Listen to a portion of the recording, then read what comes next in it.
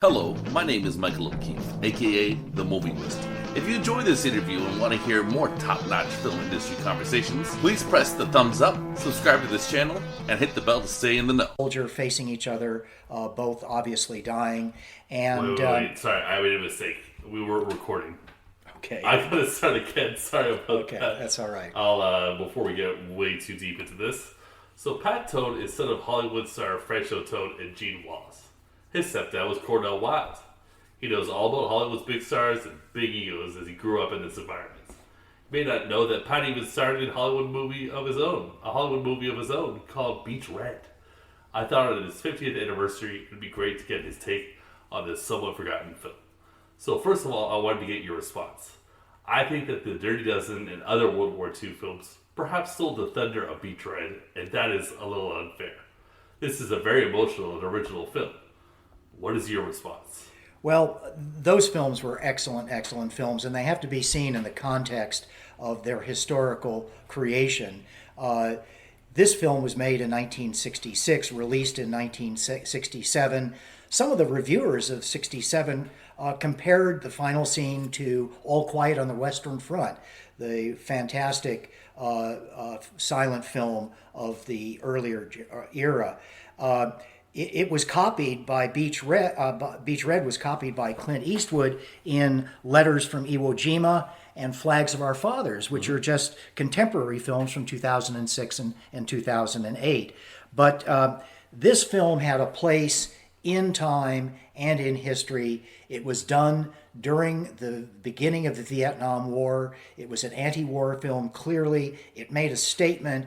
So I think it can be compared to other war films, including Steven Spielberg's war film, but I think it stands on its own reputation.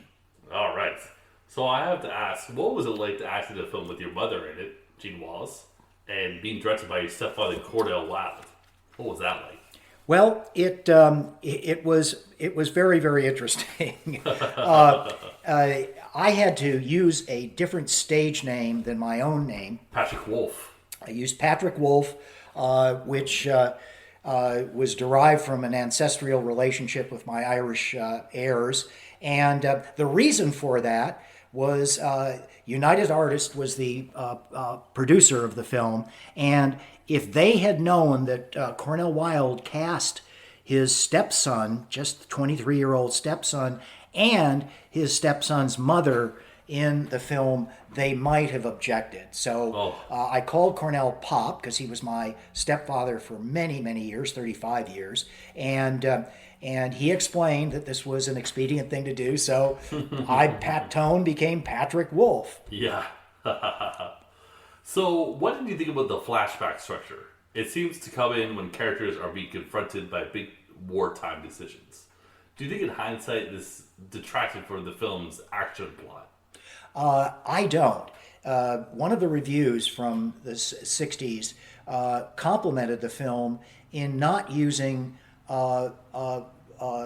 voiceover translations, subtitles for the Japanese role. And the very fact that both the American and Japanese characters in the film had private backgrounds with their family and friends and loved ones, I think made it a much more meaningful vehicle to discuss the anti-war genre than if they had subtitles, they hadn't had the flashbacks to both the Japanese and American characters. I think it really fleshed out the film and made it a stronger anti-war piece. Yeah, I find the films for that period, like World War II movies in the 60s, always have this Vietnam theme going on.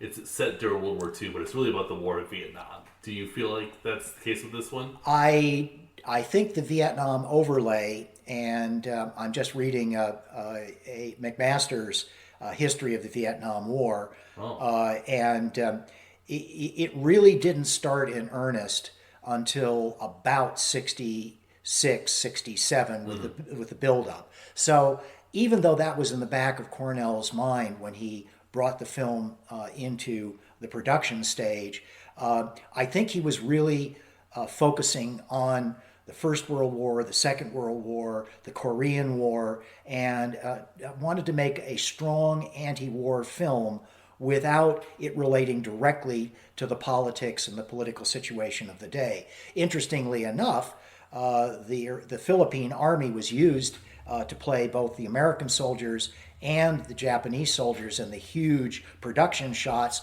but we also had American soldiers who were on leave from the Vietnam War at Subic Bay in the Philippines who took jobs and came out and spent a week of their holidays putting on Second World War uniforms and participating in a war film. So you had the State Department's approval. We did have the state. We had Department. the Defense Department's approval. We had the Philippine Defense Department's approval, which was absolutely instrumental in getting their cooperation. It's kind of interesting because I know with Apocalypse Now, they used the Filipino army, like the helicopters and stuff like that, and then they would fly away to fight rebels and ruin the shot, and it went on and on and on, and it went way over budget.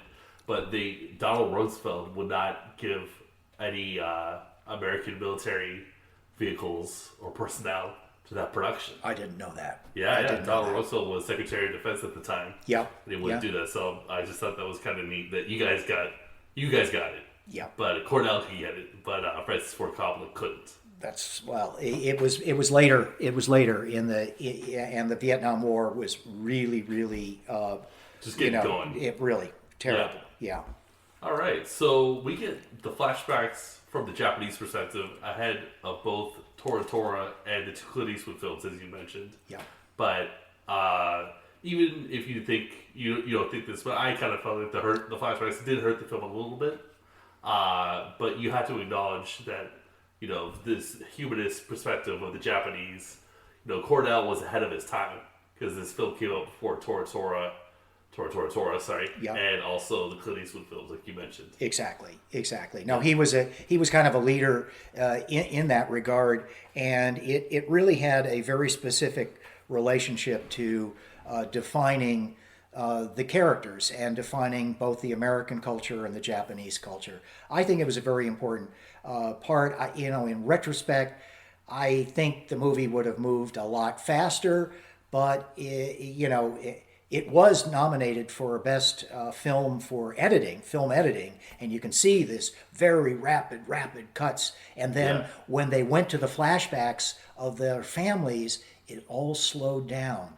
It was a different pace from the raging fast pace of the rest of the film where the action was taking place. Yeah, it was different, and I just felt it was a little jerky at times. Like at first I found I was really with it.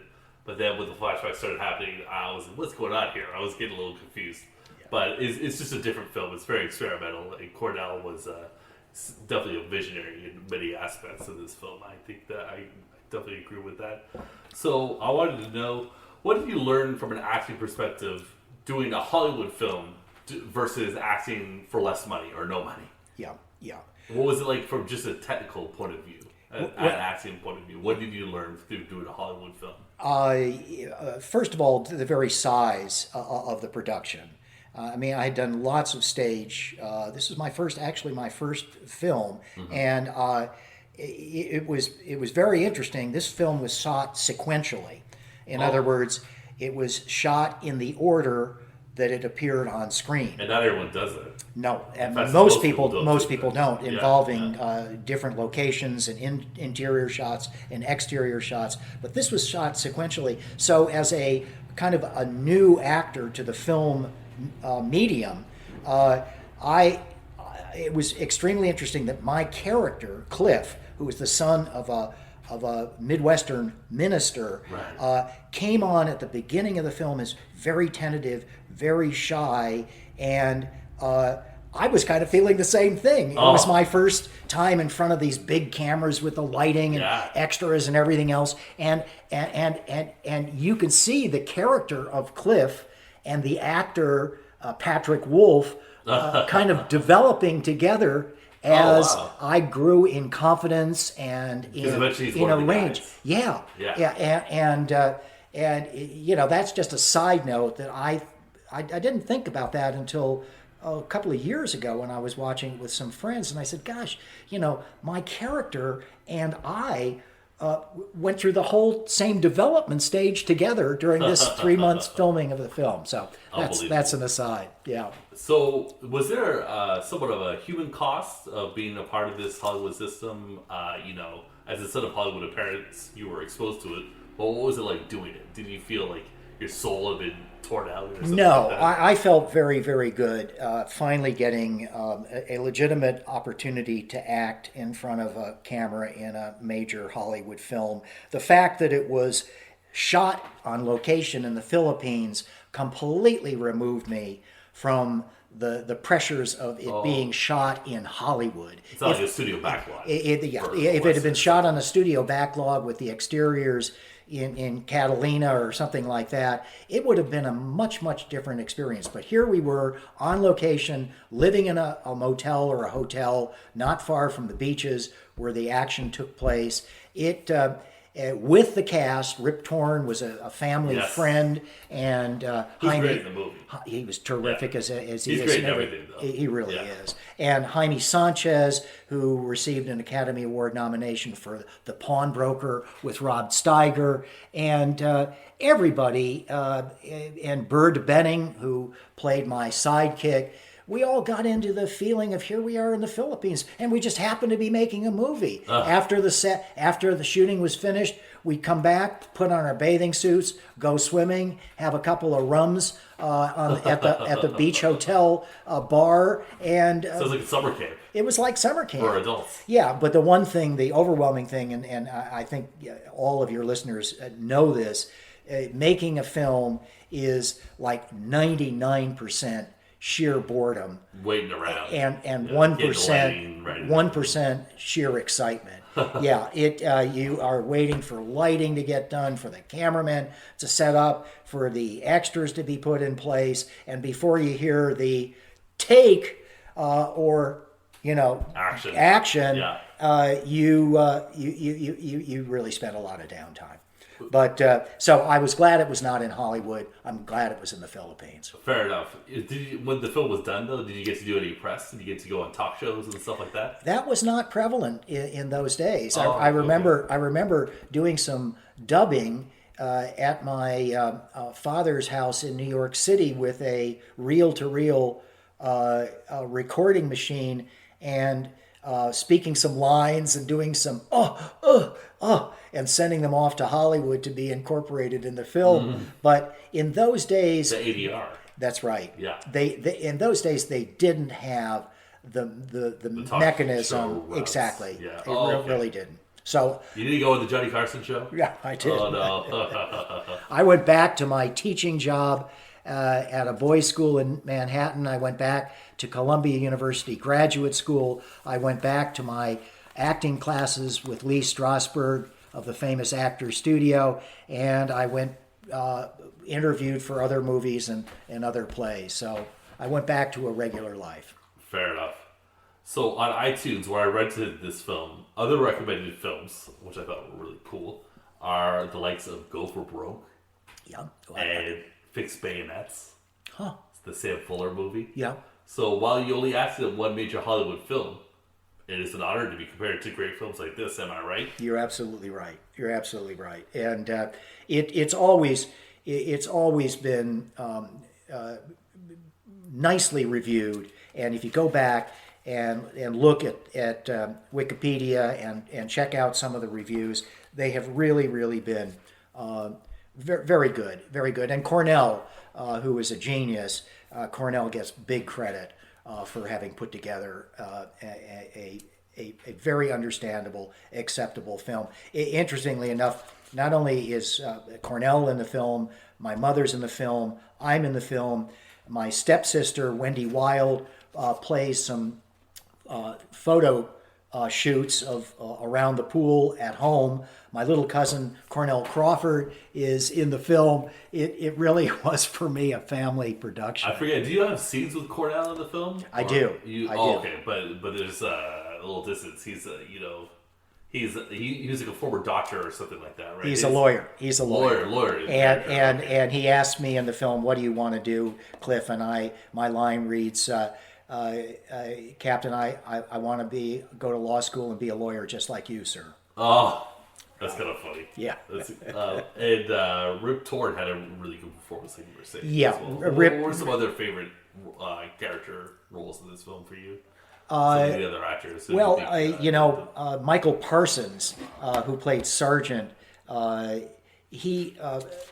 Mike was a native Filipino, and his father owned huge plantations, sugar plantations on the Philippines. They had to leave when the Japanese occupied it, but came back. And Mike was a great guy, a very, very supporting person. I remember he took us up to his family mansion in the mountains in Baguio, and it went from 95 degrees and 100% humidity to 70 degrees, I'm talking Fahrenheit now, and 20% humidity. We spent a really lovely time with Mike and his family in the mountains.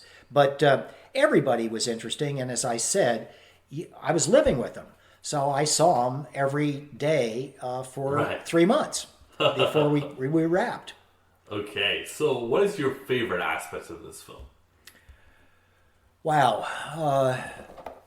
My favorite aspect of the film is that it gave me a really, really significant experience in the motion picture industry. And without my stepfather, it is doubtful that I would have ever received that. My performance was praised by my acting coach, Lee Strasberg. My father was pleased with my performance. And having been an aspiring actor since early high school days, and mind you, I was only 23 when I appeared in this film, it was kind of like the complete circle for me. And that's what I can say. I can't say, I can't compare it to other roles I had. Right. I just think it was a great way to begin and a great way to end an acting career. Right. So what is your least favorite aspects of this film? My least favorite aspect of the film is 2 weeks after I got to the Philippines, I got amoebic dysentery. And Ooh. I was sick until I got back to New York and saw a doctor. Oh my God. They just couldn't cure it. So as a result, I think I lost about 20 pounds during the film. You were right then. Yep, and it was great. It worked to your advantage. Skinny is better than fat when it comes to film. True. And so that was the. I mean, that's not what you wanted That's to not hear, pleasant. but No. that's the truth. We're looking for the truth here. Yes, exactly. So, are you a fan of World War II films to begin with? And if you could pick again, what one genre would you work in as an actor? What would it be? My godfather was Burgess Meredith, and Burgess Meredith was a very famous actor of the 30s and 40s and 50s and 60s and 70s when he played in the original Batman and then played in Dirty Old Men. Was he the Penguin? He was the Penguin. Yes. Yes, he was. got it. But he was he basically said, I am an actor by trade. I perform in anything that anyone will pay me to perform in, and I'll do my utmost to be successful at that role. So I kind of feel the same way to your original question. A job is a job. I was paid to do it. I was delighted to have that opportunity, and I did the best job I could. Yeah, well, I thought you did a great job. Thank you. Thank you. So, although you picked a different career path than acting, are you ever tempted at this stage of life to audition for one more role? I suppose I would make a reprise, but at my age, it's a little bit late in the game to do that. I do some acting with my grandchildren, and we all have a great time at it. But I think I'm happy where I am at my stage in life. So that's a no. That's a no. Okay, fair enough. There. Pat, it's always been a pleasure. Thank you very much, Michael. It's great to see you up here. All right. Bye-bye.